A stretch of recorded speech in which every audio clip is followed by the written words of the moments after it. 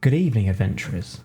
In tonight's tale, we will have a run-in with a player who seems to become aggressive and angry very quickly when money is mentioned. However, this very same player is someone who brags about their wealth. Let's get into it. In order for this story to make sense, I will have to start from the beginning. I will change some names in order to protect the identities of the people that I have been lucky enough to call my D&D group for the past 16 years. I've been a DM for this group ever since 2004, and we have had many funny adventures together.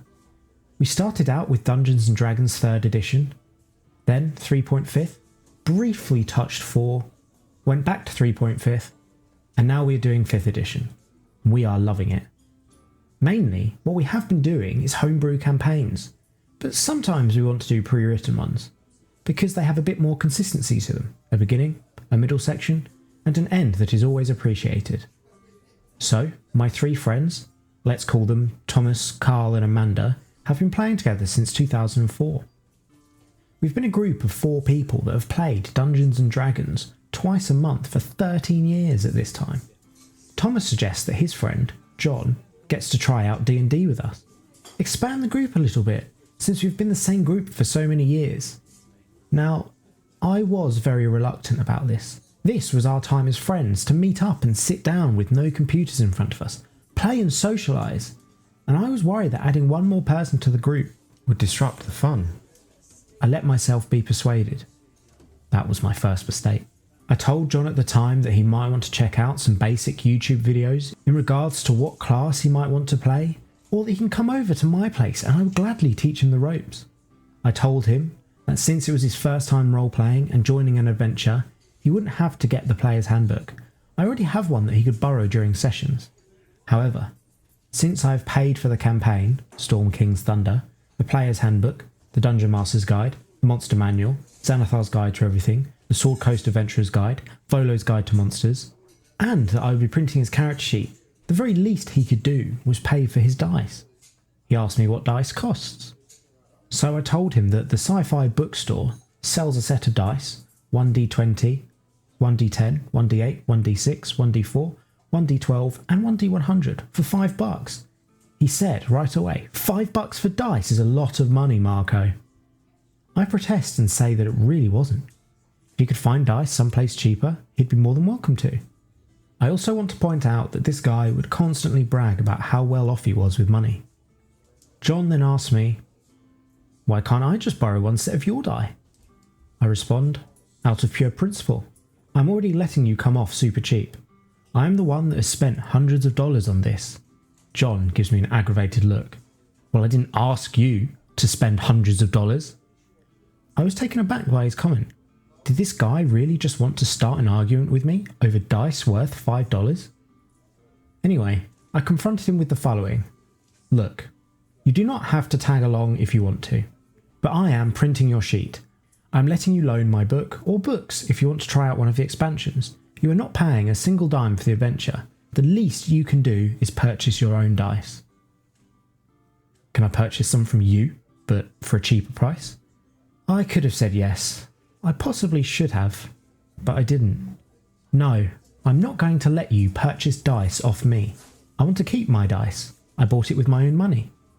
And I don't think you're in a position to haggle down prices for dice, since you constantly say you are so well off. John raises his voice at me. Fine, I'll get the frickin' dice then. Jesus Christ. After this discussion, I called Thomas and told him that I felt insecure about having John with us. I also told them about my encounter with him. Thomas reassured me that John probably just had a bad day at work or something, and that he's nothing like this at all, and that he would probably apologise tomorrow for his rude behaviour. The next day comes, and I get a call from John. I pick up and he says, look man, I'm so sorry for getting us off on the wrong foot yesterday. I was feeling infuriated and angry over some private stuff, and I guess I let out my frustration at you. It's not an excuse, merely an explanation. I'm so sorry. I was moved by his apology. I told him it was no biggie and laughed it off. I asked him if he purchased the dice. He responded, oh, I found an app. The app rolls dice for me, so I don't have to spend $5 stupid on dice. So, I right away got a bit ticked off at this. I could have left it at that, but like I said, it was out of principle. So I said, no dude, no digital dice. We use real dice at the table. It is out of principle. John then groans annoyedly and says, fine, frickin' dice. That was the first incident. Now to the extra cream. 3 years later. I've been using both Fantasy Grounds for my online games with friends and real books for my IRL games. My friends Thomas, Carl and Amanda have been trying to get me to try out D&D Beyond. The thing is, I can purchase one book twice. I can live with that cost. But 3 times? No dude, not going to happen. But we found a bundle and they basically begged me to chime in on this. And I thought, you know what? If it makes life easier for these guys, I'll do it. So I agreed to chime in on the payment for the sourcebook bundle for D&D Beyond, which would be on my account since I'm the DM. They all agreed to this. So when the time came to pay for the thing, it was approximately $234. We did not want the Eberron books and whatnot. That is $46.8 each.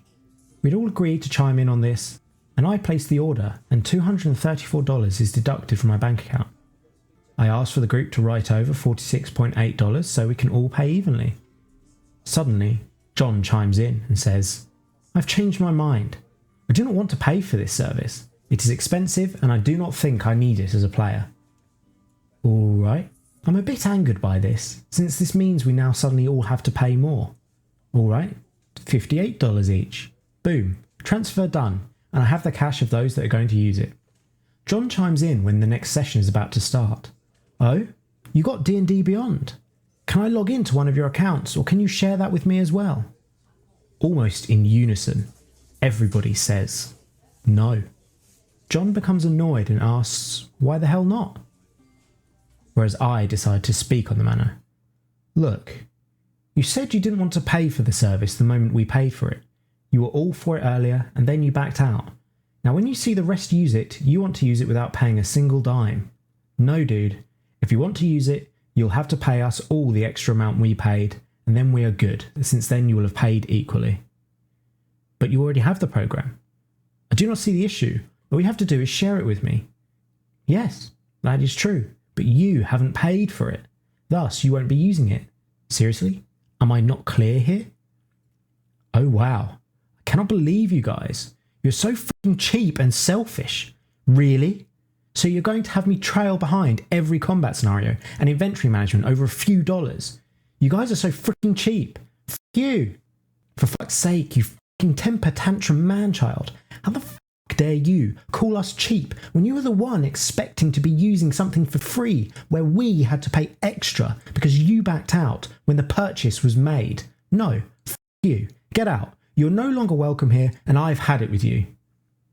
You can't just throw me out. I spent money on dice and I bought a player's handbook for myself to make things easier. Congratulations. Go torture somebody else's group. We've all paid way more than you have and you are not worth the headache. Get out. And so, John was tossed out of my home, never to be seen again. And there we have it. For me, this story isn't about the money. The not wanting to buy dice for the game. Everyone controls their own finances their way. For me, there's a toxicity to the player. At least if the story is to be believed. And that toxicity is a person who feels the need to gloat and remind their friends of their greater income on a regular basis. A person who would agree to pay in for something that everyone is going to use, only to pull out at the last second, and expect to still be able to be involved as if you had paid your part. It isn't about being cheap. It's about principle, and how you treat and respect your peers, which, in this case, was poorly. Remember, a big key to making D&D groups work is always communication, but also respect. Anyway, have you ever played with a player like this? Did you stay in the campaign for long? And if you enjoyed the story, please take a moment to like and subscribe. That's all I have for this evening. Until next time, good night.